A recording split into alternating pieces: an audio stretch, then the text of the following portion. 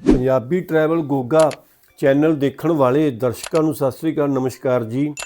ਪਰਮ ਸਤਿਕਾਰਯੋਗ ਗੁਰੂਦੇਵ ਸ੍ਰੀ ਸੰਧਾਂਸ਼ੂ ਜੀ ਮਹਾਰਾਜ ਜੀ ਦੀ ਪਵਿੱਤਰ ਹਜ਼ੂਰੀ ਵਿੱਚ ਗੀਤਾ ਦਾ ਜੀਵਨ ਸੰਦੇਸ਼ ਮਿਤੀ 27 ਨਵੰਬਰ ਨੂੰ ਬਰਨਾਲਾ ਵਿੱਚ ਸ਼ੁਭ ਆਰੰਭ ਹੋ ਗਿਆ ਹੈ ਜੀ। दुरितानि पराशुभ जतभद्रन्तण्ड आशुभ हरिः ओं गजाननं भूतगणादिसेवितं कपित्थजम्बो फलचारुभक्षणम् उमासुतं शोकविनाशकारकं नमामि विघ्नेश्वरपादपङ्कजम्। नमः संभवाय च मयोभवाय च नमः शंकराय च मस्कराय च नमः शिवाय च शिवतराय च।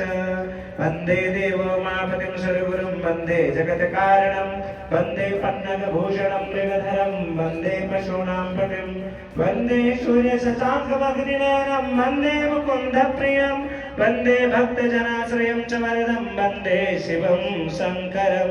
गुरुर्ब्रह्मा गुरुर्विष्णु गुरुर्देवो महेश्वरः गुरुः साक्षात् परब्रह्म तस्मै श्री गुरवे नमः। अज्ञानतिमिरान्धस्य ज्ञानाञ्जनशलाकया चक्षुरुन्मीलितं येन तस्मै श्री गुरवे नमः। अखण्डमण्डलाकारं व्याप्तं येन चराचरं तत्पदं दर्शितं येन तस्मै श्री गुरवे नमः। अज्ञानतिमिरान्धस्य ज्ञानाञ्जनशलाकया चक्षुरुन्मीलितं येन तस्मै श्री गुरवे नमः।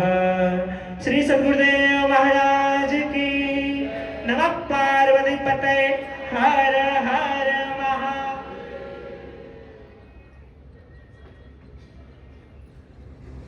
हरिः ओं चन्द्रमा मनसो जातचक्षुः सूर्यो अजायत श्रोत्राद्वायुश्च प्राणश्च मुखात् निरजायत।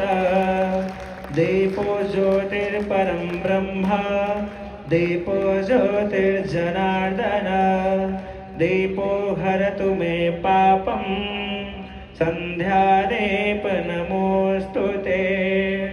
शुभं करोति कल्याणम् आरोग्यं धनसम्पदां शत्रुबुद्धिविनाशाय दीपज्योते नमोऽस्तु ते।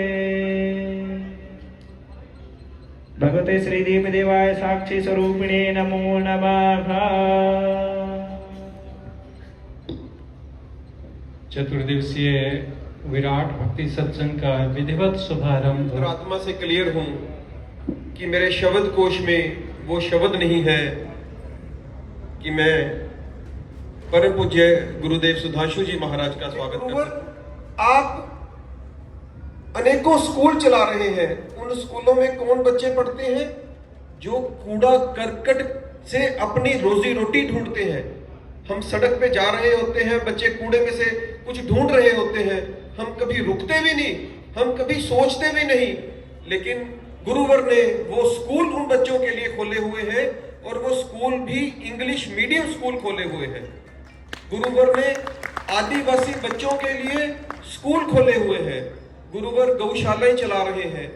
गुरुवर बच्चों को अच्छी शिक्षा देने के लिए 108 संस्कार केंद्र खोलने का प्रण किया हुआ है।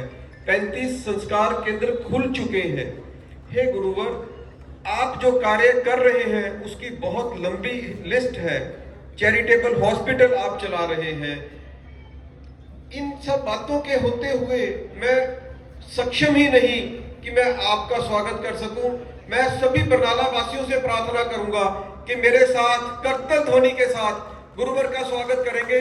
हमारे गुरुवर एक एक मिनट का हिसाब रखते हैं। आपकी तालियां रुकनी नहीं चाहिए। गुरुवर अपनी जिंदगी का एक एक पल का सदुपयोग करते हैं। उस समय में गुरुवर ने अपनी जिंदगी के महत्वपूर्ण 4 दिन हमें दिए हैं। हे गुरुवर, हम आपका बहुत बहुत धन्यवाद करते हैं और आपसे वादा करते हैं कि जो बातें बताएंगे हम उस पर भरसक प्रयत्न करेंगे कि उस पर चल सके। आपका गुरुवर बहुत बहुत धन्यवाद। आपके चरणों में हम प्रार्थना करते हैं आपके आशीष वचनों के लिए। धन्यवाद।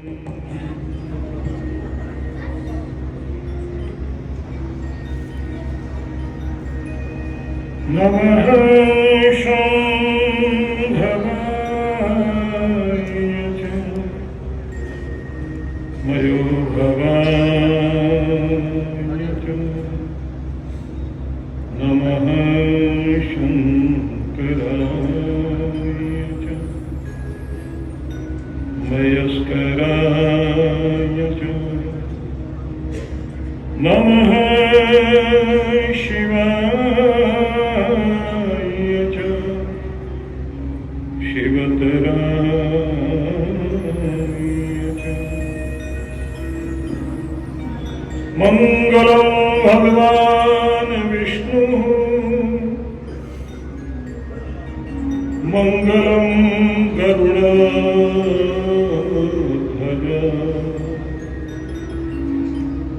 मङ्गलं पुण्डरीकाक्ष मङ्गलाय तनोहरि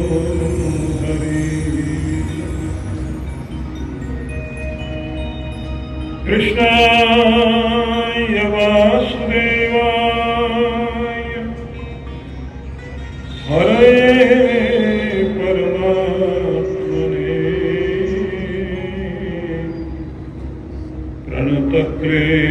प्रणतक्लेशनाशाय गोविन्दाय नमो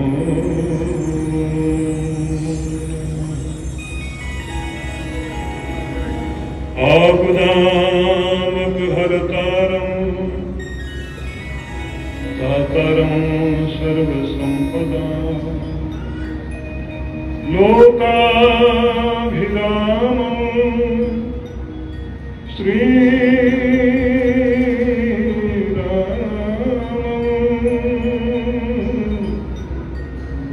भूयो भूयो नमाम्यहम्।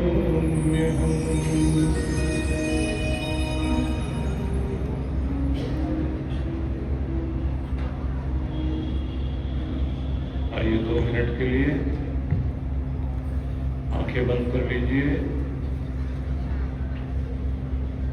माथा शांत कीजिए।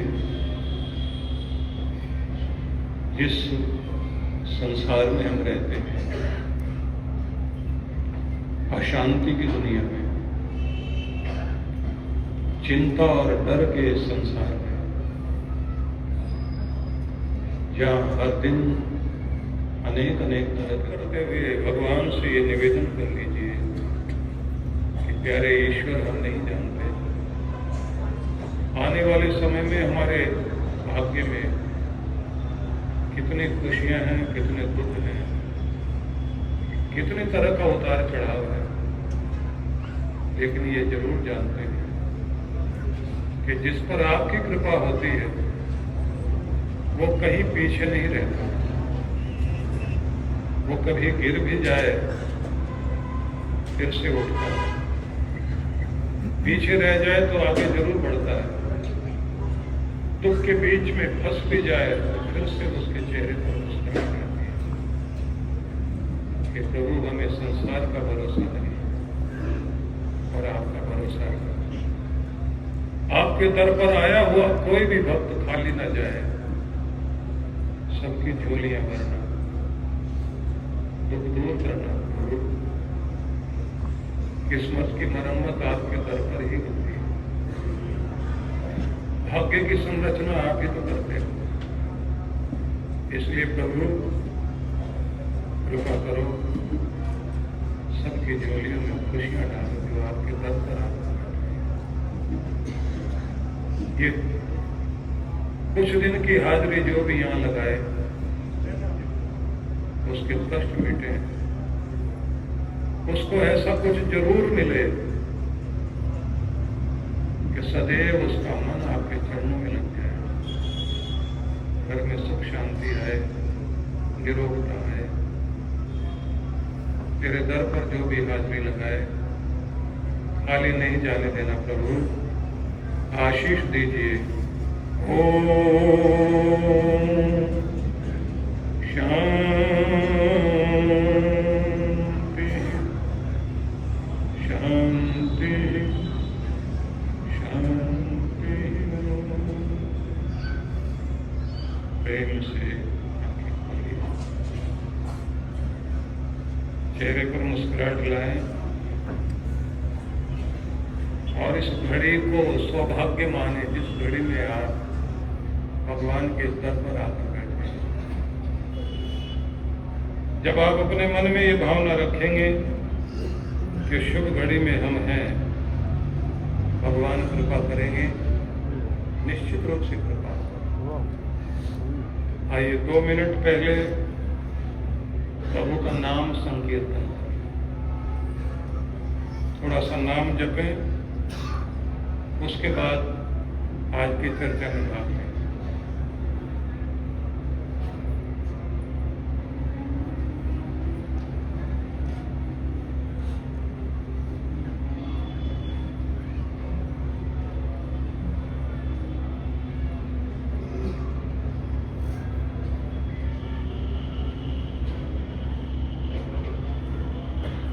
हरि ओम नमो नारायण,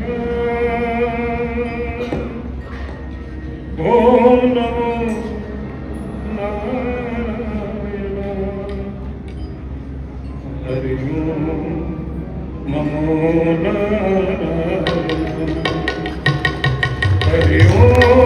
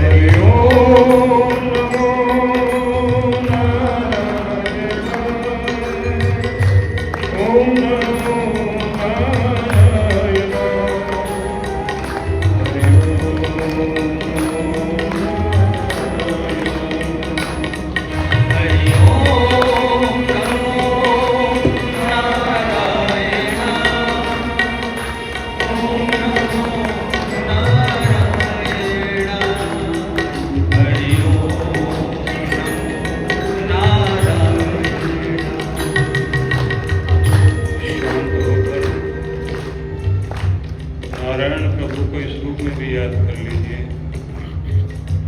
कि वही कृष्ण है, वही राम है और वही अनेक अनेक नामों के रूप में हम सबका कल्याण करते हैं।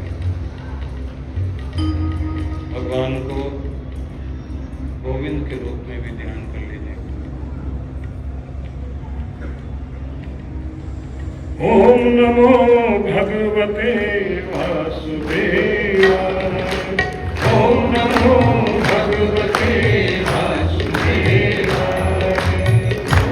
ओम नमो भगवते वासुदेवाय, ओम नमो भगवते वासुदेवाय, ओम नमो भगवते वासुदेवाय,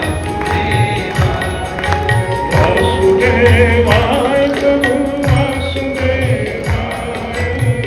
वासुदेवाय प्रभु वासुदेवाय।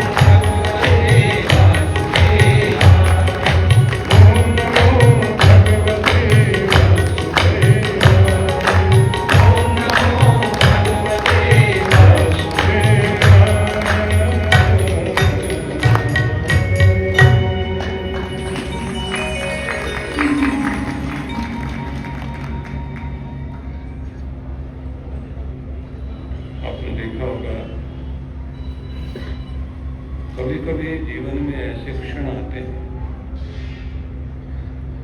जब हम भाग्य की मार के कारण अपनों के बीच में ही बहुत अकेले हो जाते हैं। क्योंकि जब कर्म अपनी परीक्षा लेने पर आते हैं तो उस समय व्यक्ति को सब तरह से अकेला कर देते हैं। बदकिस्मती आदमी के हाथ बांध देती है, बदकिस्मती इंसान की अक्ल बांध देती है। दुर्भाग्य जब व्यक्ति के जीवन में आता है तो कभी जबान पर आ जाता है, कभी अक्ल पर आता है। जब जिह्वा पर आता है तो व्यक्ति की बुद्धि पर असर होने के कारण आदमी बोलने में ऐसा बोलने लग जाता है कि जीभ से ही अपना बहुत कुछ बिगाड़ कर देता है। व्यक्ति की दुर्बुद्धि और दुर्भाग्य जब बिगड़ता है,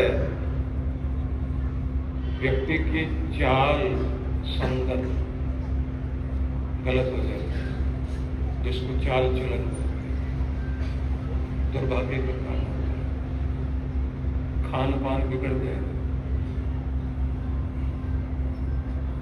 अपनों की नहीं सुनेगा। जो व्यक्ति उसका सबसे बड़ा हितैषी होता है वो उसी की नहीं सुनता। दुर्भाग्य आकर बैठ जाए हृदय में तो नफरत बन जाती है, वैर बन जाती है। दुर्भाग्य घर में आकर बैठ जाए, घर काटने को दौड़ता है। इसलिए जब भी कभी किस्मत खराब होने लग जाए तो किस्मत की मरम्मत गुरु के दरबार में होती है। अपने मंत्र का सहारा लीजिए, भगवान को मत्था टेकते रहिए और कभी कभी आंसुओं से ही सही, आपके पास दूसरे फूल उतना काम नहीं करेंगे। प्रायश्चित के पश्चाताप के 2 आंसू और कानों को हाथ लगाकर इंसान कह दे कि प्रभु जो गलतियां हो गई, अब अपनी जिंदगी को नया रूप देने को तैयार हो रहा, मेहरबान तो कृपा होती है। और महसूस करना कि कोई साथ है या नहीं है, भगवान तो वो तो मेरे साथ है। तो देर सवेर हो सकती है, कृपा जरूर होगी।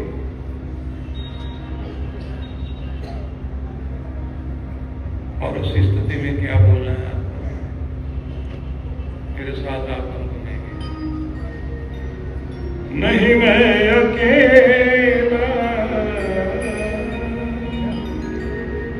नहीं मैं अकेला, मेरे साथ तू है, मेरा नाथ तू है।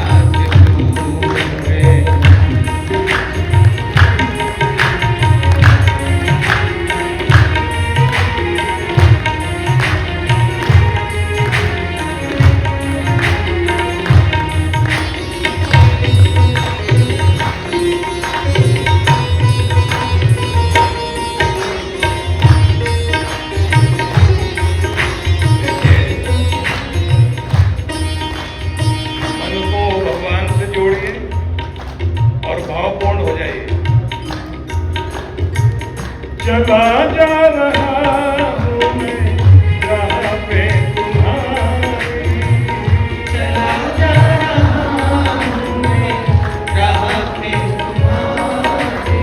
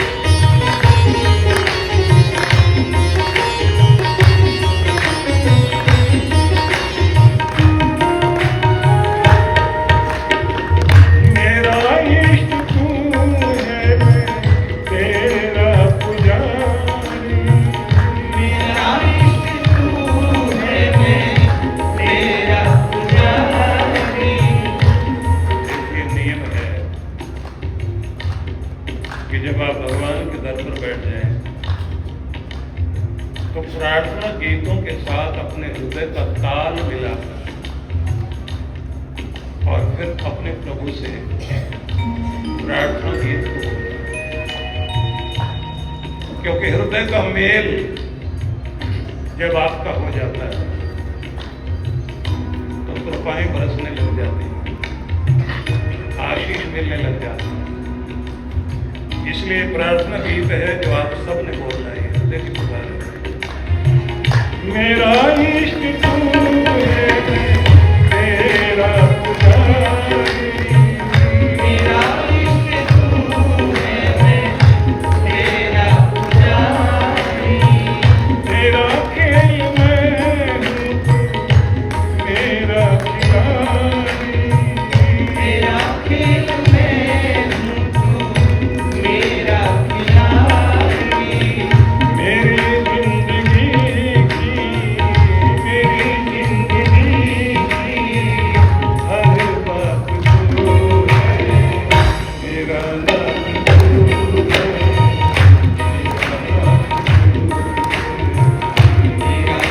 तू है, नहीं मैं अकेला, नहीं मैं अकेला, मेरे साथ तू है, मेरा नाथ तू है,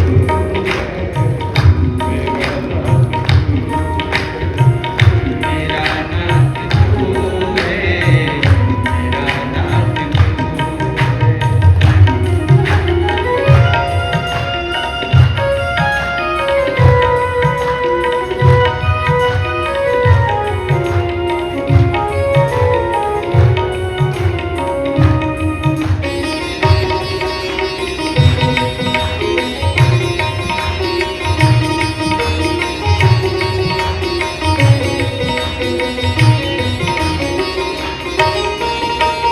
तेरा दास हूँ मैं, तेरे गीत गाऊं, तेरा दास हूँ मैं, तेरे गीत गाऊं, तुझे भूल के भी ना कभी भूल जाऊं, तुझे भूल के भी ना कभी भूल जाऊं, तू ही दीन बंधु, तू ही दीन बंधु, विभुनाथ तू है, मेरा नाथ तू है, मेरा नाथ तू है, मेरा नाथ तू है, मेरा नाथ तू है। नहीं मैं अकेला, नहीं मैं अकेला, मेरे साथ तू है, मेरा नाथ तू है, मेरा नाथ तू है,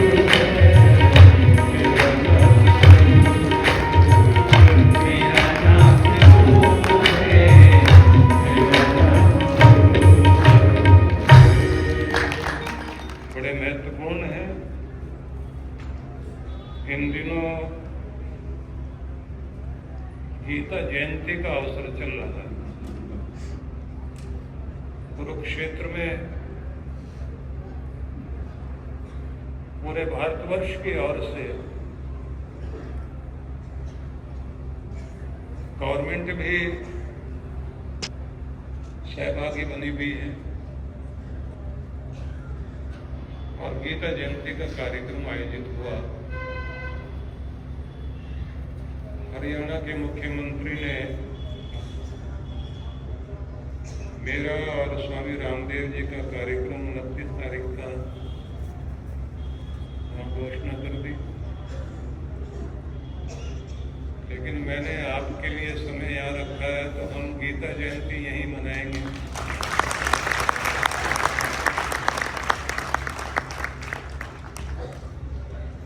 आज भी कहीं खींचातानी उनकी तरफ से चल रही थी,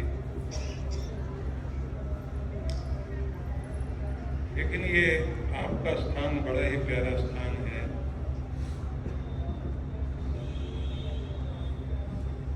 तो और चर्चा इधर उधर की न करके सीधे विषय पर आते हैं। सबसे पहले ये जान लीजिए कि हमारे देश में सनातन परंपरा में गौ, गंगा, गीता, गायत्री और गुरु, ये ऐसे बिंदु हैं जिन पर हाथ रखकर कसम खाने की परंपरा है कि अगर कसम खाई जाए तो किसकी? या तो गौ माता की, गंगा की कसम खाते हैं, गुरु की कसम खाते हैं। कोर्ट में कुछ समय पूर्व तक गीता पर हाथ रख करके कसम खाई जाती थी। तो हमारे लिए जो सबसे अधिक पूजनीय, चिंतनीय और अपनाने योग्य सैद्धांतिक ग्रंथ कुछ है तो गीता है, भगवत गीता। भागवत कथा लोग सुनते हैं जिसमें भगवान की लीलाओं की चर्चा होती है। गीता का सत्संग लोग सुनते हैं तो उसमें सीधी वो वाणी है जो भगवान कृष्ण के मुख से प्रकट हुई।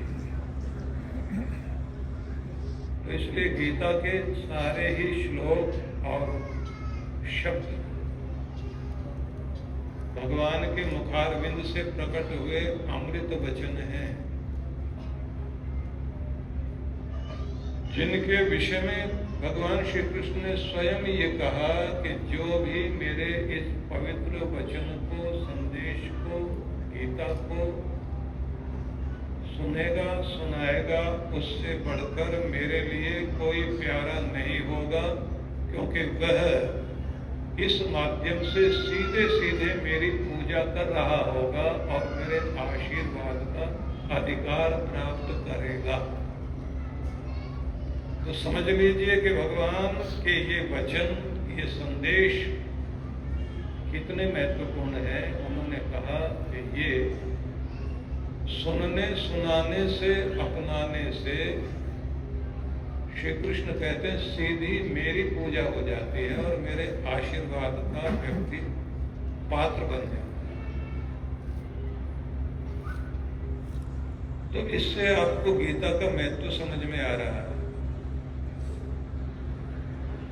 5000 वर्ष पूर्व से कुरुक्षेत्र की भूमि से गीता विश्व को प्राप्त हुई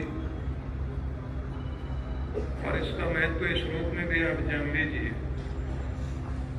कि पूरे विश्व भर के लोग आपके जिस ग्रंथ को सबसे अधिक महत्व देते हैं वो गीता ही है। नोबेल प्राइज प्राप्त करने के बाद रविंद्रनाथ टैगोर जब अमेरिका गए तो एक दिन उनके पास में पूरा छुट्टी का दिन था। तो उस दिन वो वहां की सबसे बड़ी लाइब्रेरी, जो विश्व की सबसे बड़ी लाइब्रेरी कहलाती है, उस लाइब्रेरी को देखने के लिए गए। मीलों लंबी लाइब्रेरी थी, पुस्तकें ही पुस्तकें। तो उन्होंने वहां का जो लाइब्रेरियन था उससे कहा कि इतनी सारी किताबें यहाँ हैं, मैं कोई एक किताब पढ़ना चाहता हूं। तुम्हारी नजर में जितनी भी श्रेष्ठ पुस्तकें हैं, उन श्रेष्ठ पुस्तकों में सबसे अधिक जीवन को महत्वपूर्ण संदेश देने वाली कोई पुस्तक हो तो उसे निकाल कर आप मुझे दीजिए, क्योंकि मैं एक दिन इसी में लगाना चाहता हूं। लाइब्रेरियन उनको लेकर गया एक स्थान पर जहां कुछ विशेष अलमारियां रखी हुई थी। उन अलमारियों में सबसे ऊपर एक गोल्डन बुक रखी हुई थी। उस पुस्तक को निकाला और निकाल करके कहा कि इसको आप पढ़िए। सारे ग्रंथों का सार इसमें मिल जाएगा और जिसे आप पढ़ेंगे, जानेंगे, समझेंगे, पूरा जीवन आपका धन्य हो जाएगा। उन्होंने वो पुस्तक हाथ में ली, बोला तो उसका टाइटल देखा, लिखा हुआ था भगवत गीता। तो वो आश्चर्य से भर उठे। उन्होंने कहा ये तो गीता है हमारे देश की। उस व्यक्ति ने कहा तो फिर आप प्राउड गर्व कीजिए कि आपके देश में इतना महान ग्रंथ है, जो सारे ग्रंथों का सबसे श्रेष्ठ ग्रंथ हो सकता है तो ये गीता है। इस पर आपको गर्व करना चाहिए। तो उनको कहना पड़ा कि अब तक मैं इतना महत्व नहीं समझता था, और कहते हैं कि उसके बाद मैं पढ़ने के लिए बैठा, उस दिन मुझे महसूस हुआ कि गीता नहीं कह रही कुछ। गीता के माध्यम से श्री कृष्ण अर्जुन ही हमें, श्री कृष्ण भगवान ही हमें अर्जुन बनाकर संदेश दे रहे हैं। तो आप भी ऐसा ही मानिए कि जो आप सुनेंगे तो गीता सुनाई जाएगी, गीता की वाणी है। तो आप अर्जुन जैसा भाव रखिए और गीता के वचनों को आप भगवान की वाणी को सुने।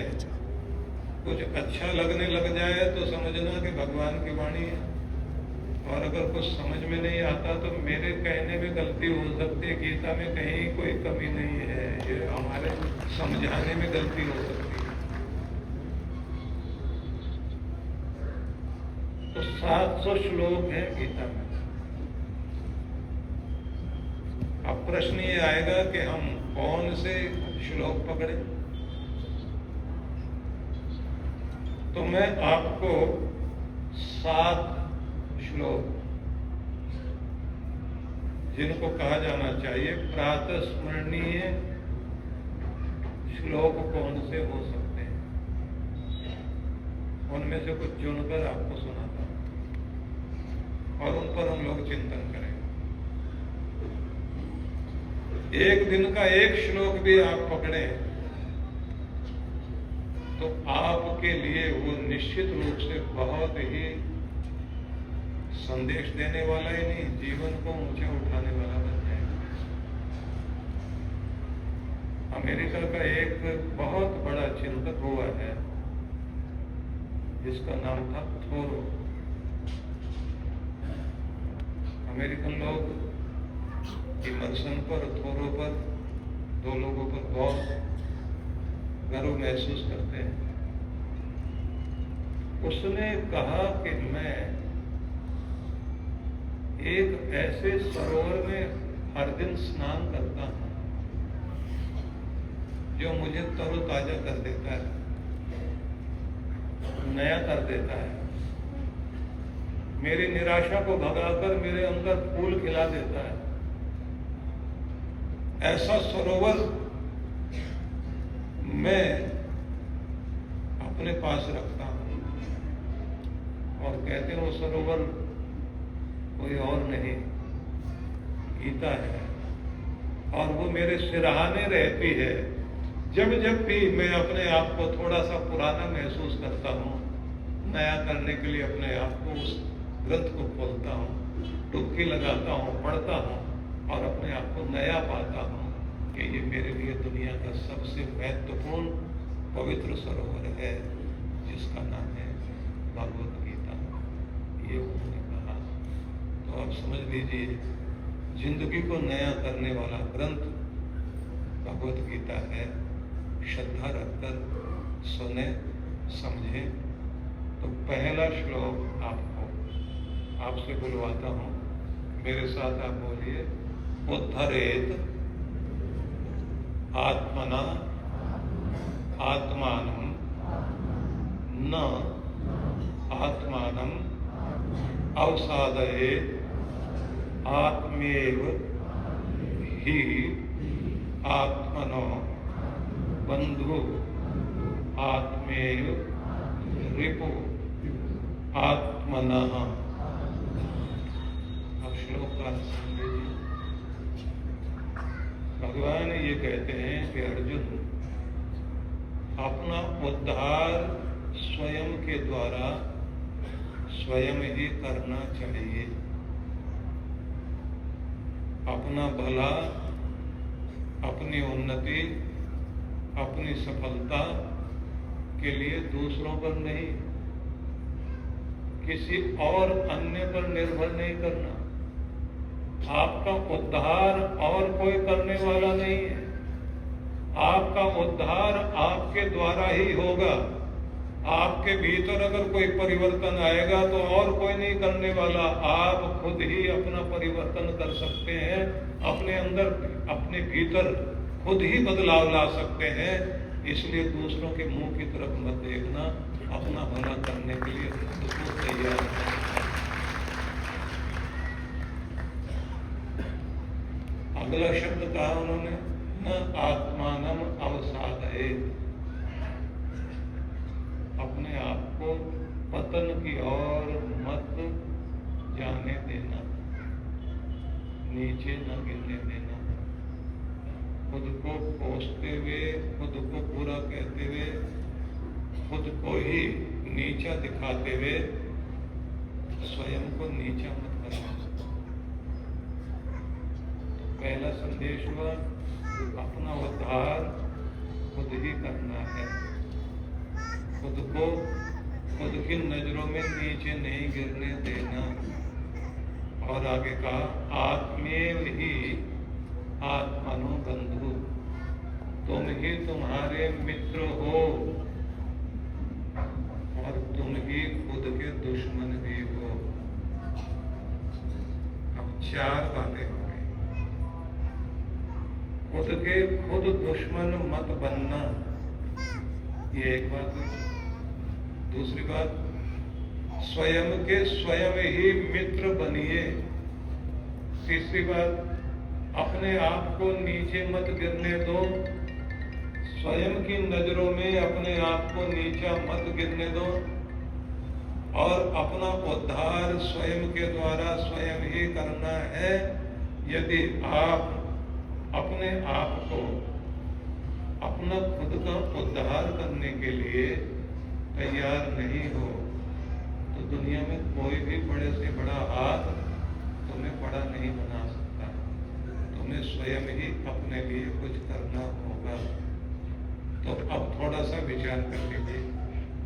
तो सबसे पहली बात ये हुई कि अधिकांश रूप से हम अपनी खुशियां दूसरों पर ही निर्भर कर लेते हैं।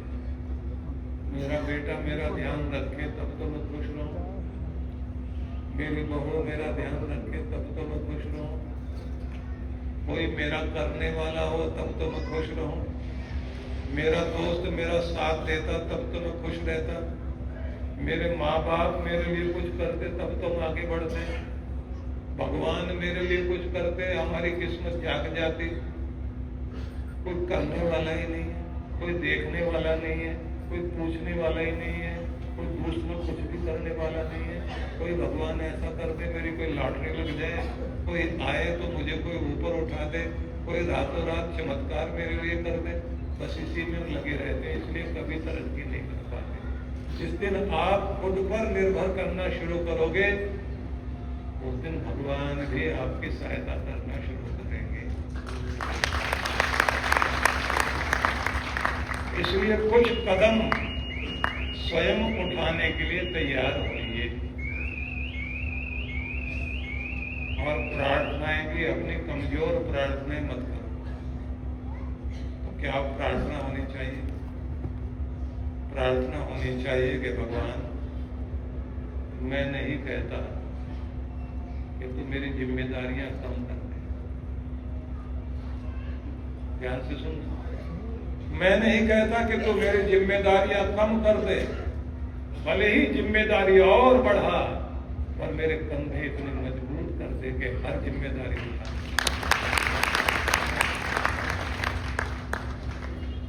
खुद को मजबूत, मनोबल टूटने मत दो। जब आपका मनोबल टूटता है तो बीमारियां खा जाती हैं। मनोबल टूटता है तो कुछ करने को मन नहीं करता। हौसला छोड़ दीजिए। दुनिया ताने देगी, आपकी मुस्कुराहट को छीनने की कोशिश करेगी दुनिया। किसी को अच्छा नहीं लगता आप तरक्की करें। आपकी तरक्की से दुनिया जलती है, तो इतनी तरक्की करो कि जलने वाले और जल सके और आप जो है मुस्कुराते हैं। आपने ठेका नहीं ले रखा कि कोई जलता क्यों है। अगर आपकी तरक्की से किसी ने जलना तो जलने दो। फूल खिलेंगे, कलियां मुस्कुराएंगे। इंसान जिंदा दिल होगा तो चेहरे पर मुस्कुराहट भी रहेगी, बच्चे खिलखिलाएंगे, घर मुस्कुराएगा। हर सुबह मुस्कुराती भी होगी, हर शाम गुनगुनाती भी होगी।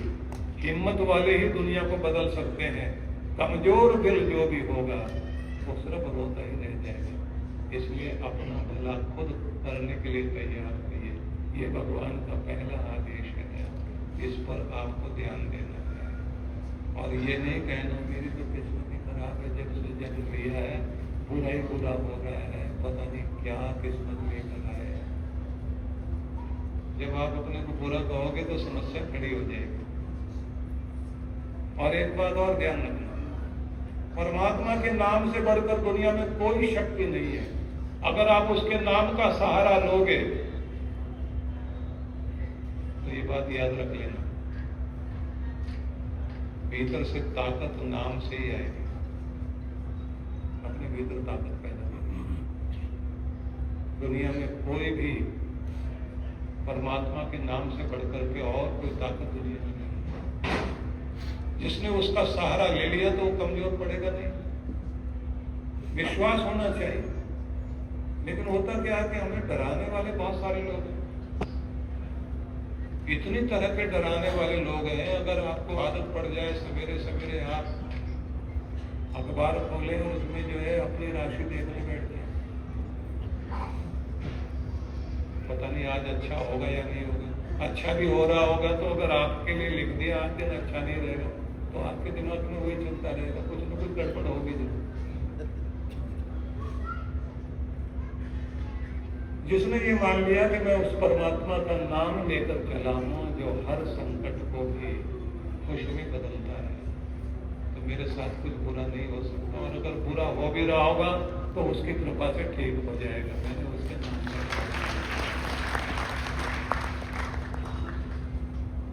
अब जरा सोच के देखिए, जिनकी सारी चीजें खुशियां छीन लेती चालाक लोगों ने, पांडवों की, चालाकी करके हर कुछ छीन लिया। कृष्ण भगवान की शरण में आए तो सब कुछ वापस मिला, लेकिन भगवान को कहना पड़ा सर्वधर्मान परित्यज्य माम एकम शरणम व्रज। अर्जुन सब कुछ छोड़ करके तो बस मेरी शरण में आ, अपने भगवान को मान और विश्वास कर। अहम त्वा सर्व पापेभ्यो मोक्षयिष्यामि मा शुच। मैं तुम्हें सभी पाप ताप दुख तकलीफों से बचाऊंगा, इसलिए चिंता मत कर और शरण में आ, विश्वास कर और आगे बढ़, तेरा कल्याण होगा। तुझे थोड़ी चिंता करनी है, भगवान का भरोसा करके चलना। जिन लोगों ने भी भरोसा किया और विश्वास रख करके चलते चले गए, कृपा जरूर हुई। मुझे ध्यान आता है विश्व का एक बहुत बड़ा नास्तिक व्यक्ति भगवान को नहीं मानता, उसके जीवन में एक घटना घट गई जिसके कारण उसको किताब लिखनी पड़ी, मैं नास्तिक से आस्तिक कैसे करूं। ये न्यूयॉर्क का सबसे बड़ा कैंसर सर्जन था,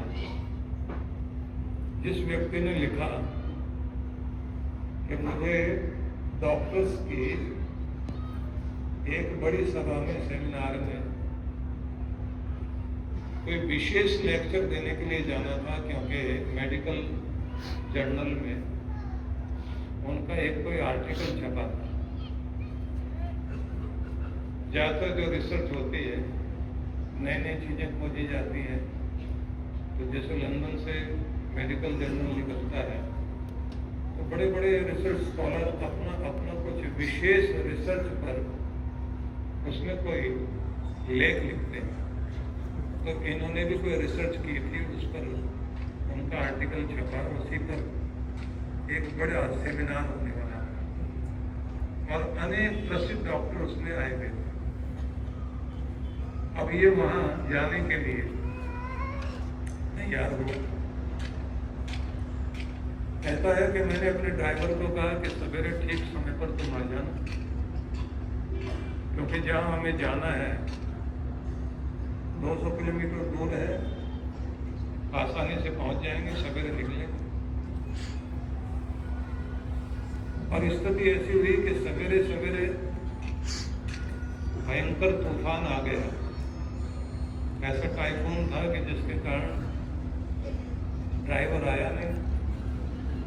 इन्होंने फोन करके पूछा कि फ्लाइट, बोले हवाई अड्डे बंद। अब मन में आया कि 200 किलोमीटर दूर जहाँ जाना है, मैं खुद ही अपनी गाड़ी से निकलूं। सड़कें बहुत अच्छी होती हैं और अमेरिका में लोग 110-120 किलोमीटर की स्पीड से निकल जाते हैं। तो कहता मैं अपनी गाड़ी लेकर के चला। तूफान गहरा था, मुझे लगा आगे आगे चलते जाएंगे तो ठीक होता जाएगा, लेकिन बहुत ज्यादा हो गया, बर्फीली हवाएं। कहता 80 किलोमीटर पर मैं गया होगा। इतना तेज तूफान हो गया कि जो कार का आगे का शीशा था उसके ऊपर मॉइस्चर ऐसा आने लग गया कि कुछ दिखाई नहीं दिया। बचने के लिए मुश्किल हो गई। एक जगह मुझे एक लाइट दिखाई दी, मुझे लगा कि मैं गाड़ी वहां मोड़ करके वहां रोक लूं। तो गाड़ी वहां मोड़ी और जाकर के वहां रोकी, गाड़ी रोक के खड़ा हुआ। लेकिन तूफान इतना भारी था, मन में आया कि दरवाजा खोल करके जहां ये लाइट जल रही है वहां कोई सहायता मांगा। तो लाइट जहां जल रही थी वहां जाकर इन्होंने दरवाजा पीटा, तो आवाज अंदर से आई नहीं। तो फिर देखा कि एक जगह कॉल बेल लगी हुई, उसको दबाया। एक महिला ने दरवाजा खोला। दरवाजा खोला तो इन्होंने कहा कि मैं एक मुश्किल में हूँ, यात्री हूँ, आगे जा रहा था, तूफान में फंस गया हूँ, तो क्या मुझे थोड़े समय के लिए, जब तक तूफान खत्म नहीं होता, शरण मिलेगी? महिला ने कहा आ जाइए। जैसे वो अंदर गया तो महिला ने कहा मैं आपके लिए कॉफी बनाती हूँ, खाने के लिए भी लाती हूँ, लेकिन थोड़ी सी एक बात है कि मेरा अपना नियम है। मैंने तैयारी की थी अभी प्रे करने के लिए, प्रेयर के लिए, प्रार्थना के लिए। मैं अपने प्रार्थना गृह में जाने वाली थी, तो भगवान को इंतजार कर रहा हूं, थोड़ा आप ही इंतजार कर लीजिए, और अगर हो सके तो आप भी मेरे साथ में मेरे प्रार्थना स्थल में चलें, तो हम दोनों मिलकर के प्रार्थना करें। तो ये कहता है कि मैंने उससे कहा कि मैं भगवान को नहीं मानता, और मैंने अपनी जिंदगी में कभी कोई प्रार्थना की भी नहीं। आप प्रार्थना कर लीजिए, मैं वेट करता हूं। महिला चली गई। जब वापस आई तो उसकी आंख में आंसू थे और वो हाथ जोड़ करके थैंक्स करते हुए बोल रही थी, बस तू है, विश्वास कहता है मेरा, सब ठीक हो जाएगा। तेरे यहां सब्र की परीक्षा होती है। परीक्षा में दे रही हूं, और आज तूने मुझे इशारा दिया है कि जल्दी सब ठीक हो जाए। अब ऐसे फोन पे भी आ रही थी, डॉक्टर बैठा बैठा कहता बात क्या है, क्या प्रार्थना कर रही थी आप और क्या बोल रहे बोले उससे बात कर रही थी, क्या बात कर रही थी? तो उसने कहा कि मेरा एक बेटा है और बहुत बीमार है, 22 साल का युवक है और कैंसर से ग्रस्त है, और मेरे पास पैसे की भी कमी हो गई, और मुझे बताया गया कि न्यूयॉर्क का डॉक्टर, नाम बोला कि वो वाला डॉक्टर कभी अगर मेरे बच्चे का इलाज करे तो मेरा बच्चा ठीक हो सकता है, लेकिन ना तो मेरे पास उसका पता है, ना मेरे पास पैसे हैं, ना मेरे पास इतनी हिम्मत कि मैं उसके पास जा सकूं। मैं ये भी नहीं जानती वो है कहां पर, कौन सी जगह पर, न्यूयॉर्क में रहता है।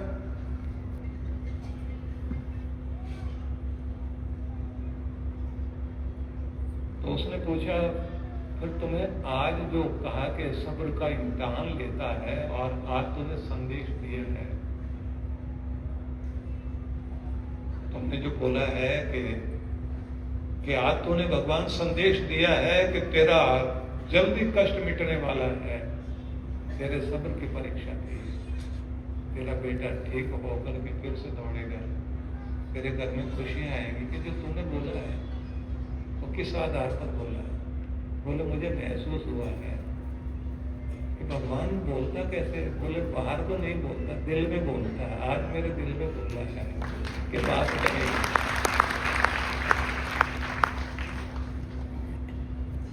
उसने पूछा आपने उस डॉक्टर का फोटो देखा है कभी?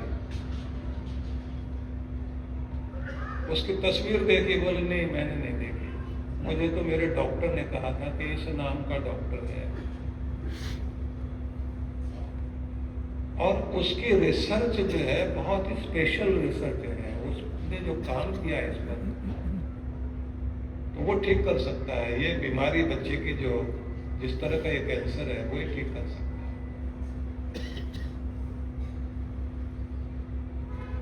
तो कहता है कि उसकी आंखों की तरफ मैं देख रहा हूं, तो मैंने कहा कि अच्छा दिखाओ तो सही वो बच्चा कहाँ है।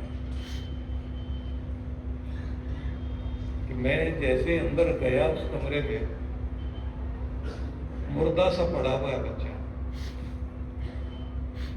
और उसने माँ का हाथ पकड़ करके कहा कि माँ तूने कहा था ना भगवान सुनता है, बात जरूर वो मानेगा और कृपा होगी। अब तक तो हिम्मत छोड़ देता, पर तेरा विश्वास मुझे कहता है कि मैं फिर से दौड़ूंगा और तेरे लिए खुशियां लेकर के आऊंगा, मैं ठीक हो जाऊंगा। और माँ भी उसका हाथ पकड़े हुए कह रही है कि हाँ बेटा आज संदेश मिला है, आज दिल में बोला है भगवान, बस तू इंतजार कर। ये जो मेहमान आया ना, मैं इसको कुछ खिला पिला, क्योंकि इस दरवाजे पर आता कौन है? पहली बार कोई ऐसा व्यक्ति आया तूफान में फंसा, हम पहले इसके लिए बात कर रहे।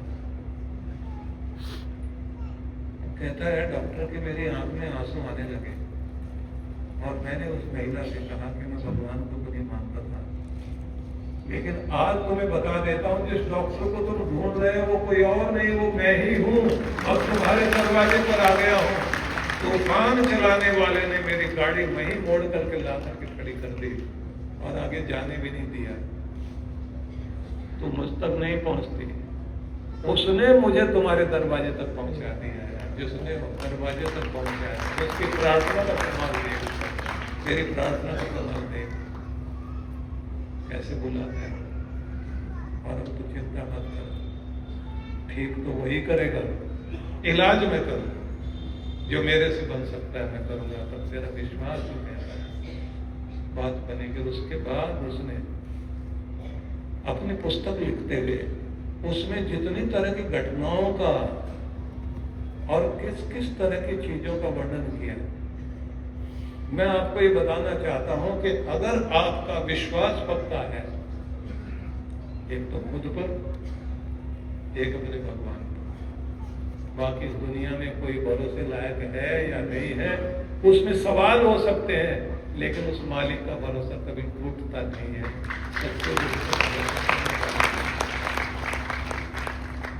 तो गीता आपको सबसे पहले तो ये संदेश देती है कि अपना उद्धार स्वयं करो, दुनिया के मुख की तरफ न देखो।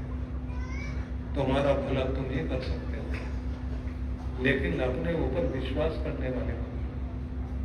अपने आप को कुछ भी शब्द कह करके कभी नीचा मत दिखाओ। इसलिए अफर्मेशन का प्रयोग सबको करना चाहिए, वो संकल्प दोहराने चाहिए।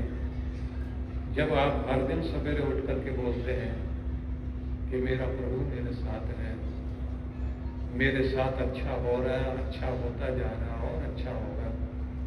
जब आप कहोगे मेरे साथ बुराई हुआ है, बुराई होता जा रहा है, पता नहीं आगे भी बुराई ना हो जाए, तो भगवान तथास्तु बोल देते हैं कि हो जाए। जब आप अच्छा हो रहा है, अच्छा होता जा रहा है, कितनी भी संकट और कितनी भी मुश्किलें आई, मेरा कोई ना कोई रास्ता बनता जा रहा है, भगवान ने कोई ना कोई दया की है, तो मेरा आगे भी रास्ता बनेगा, तो कृपा होगी।